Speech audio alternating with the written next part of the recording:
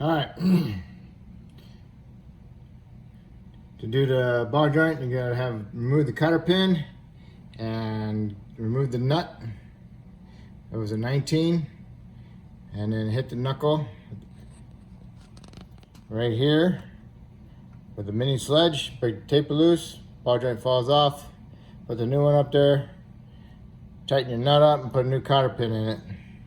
And then next we're gonna do is the sway bar. We're gonna put the links on it, and then we're gonna put it up inside the frame. All right, stabilizing links. If you got them, you got grease zerks, put the grease zerks in them. Okay, don't forget to put the grease zerks in if you do have them. All right, make sure you put them on correctly onto the bar. Nuts in, nuts in. Put some Seal Glide on the inside of your bushing, and it goes on the outside of the collars, and put the slit to the back.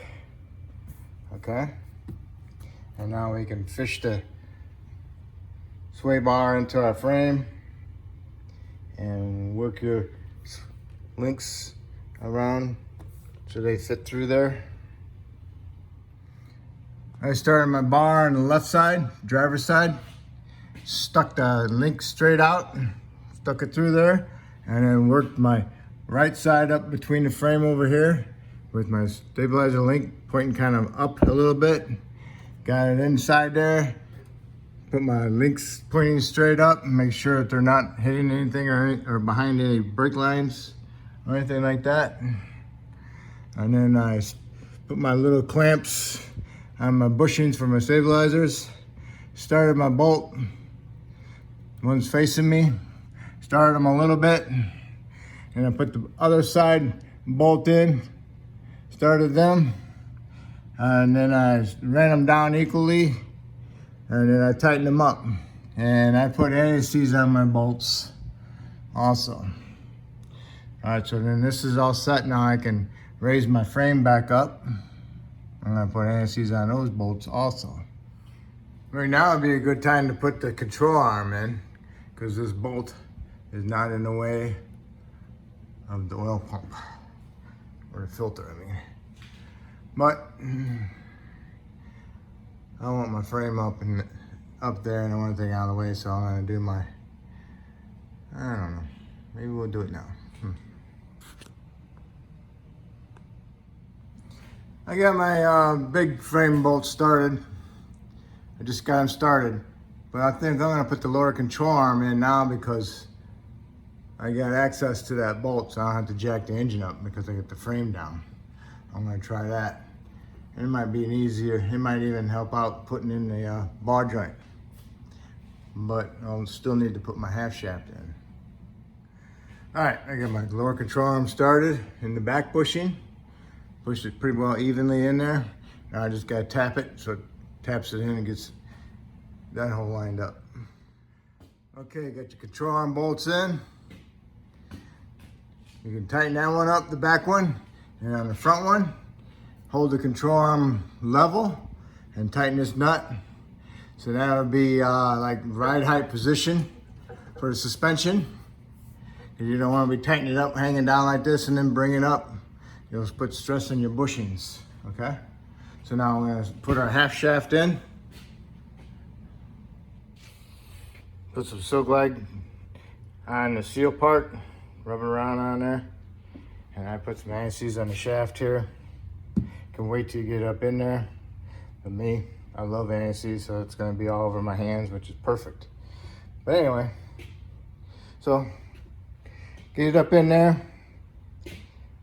And Toyotas are known for popping out, so you gotta make sure you get it in there, and then you gotta have it all lined up perfectly straight, and hit the end of the shaft with a 2x4 and your mini sledge to pound that input shaft in to make sure it does clip in. Okay, put the shaft in. I used this thing like a slide hammer, like that. Got it in, and I came down here and I held this shaft tight, like that, and I hit the end with the mini sledge. just a couple times. All right, so now we can fire our control arm down, swing our knuckle into the shaft, get it into the splines a little bit, put your nut on the end of it, and just thread it on just 1 or 2 threads. That way it doesn't pop out when you're trying to hook up your ball joint. Right. Don't forget about your 2x4 up in there, 'cause when you pull this thing out, the 2x4 is gonna come down so it doesn't hit you. So I got mine into the splines. I just got it on there by 1 or 2 threads.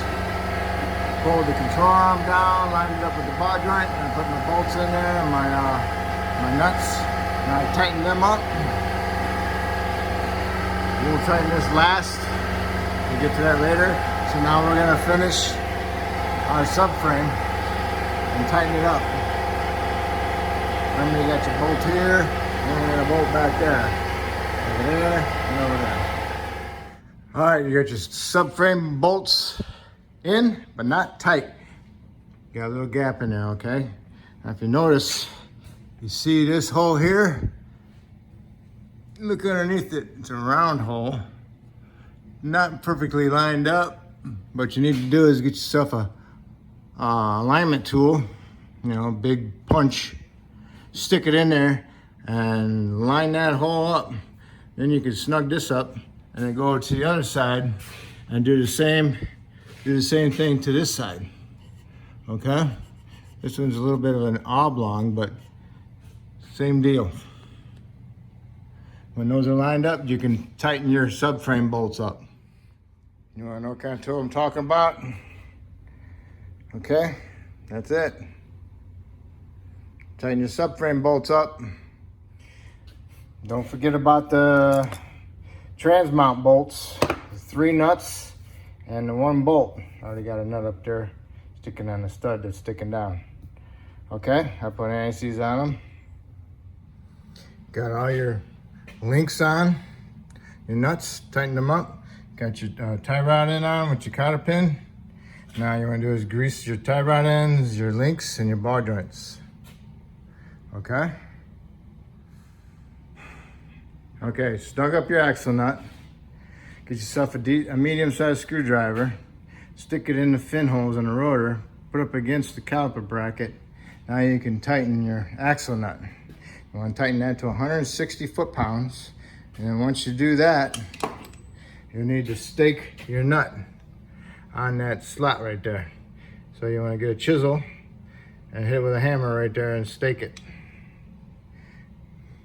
And now you're ready to put your front tires on. And you want to torque those to 90 foot-pounds. All right, now we're wrapping it up. Now you do this upper engine mount. Remember the 3 bolts took out? Make sure you line up the holes, hand start these, and then you can tighten them up. All right, you got your, put your coolant bottle back in. Remember the 310s, screws, bolts. And after that, you're done. Just make sure, pump up your brake pedal, make sure you have a good pedal before you do put it in drive or reverse. Because you never know, anytime you're working with front suspension, you might be pushing on the caliper a little bit, trying to turn the wheel or something. So just be on the safe side. Make sure you pump up your brake pedal. And that completes it. If I helped you do those components, I appreciate it if you would subscribe to me. And if you already have, I appreciate it. And I just want to thank you for watching. Thank you.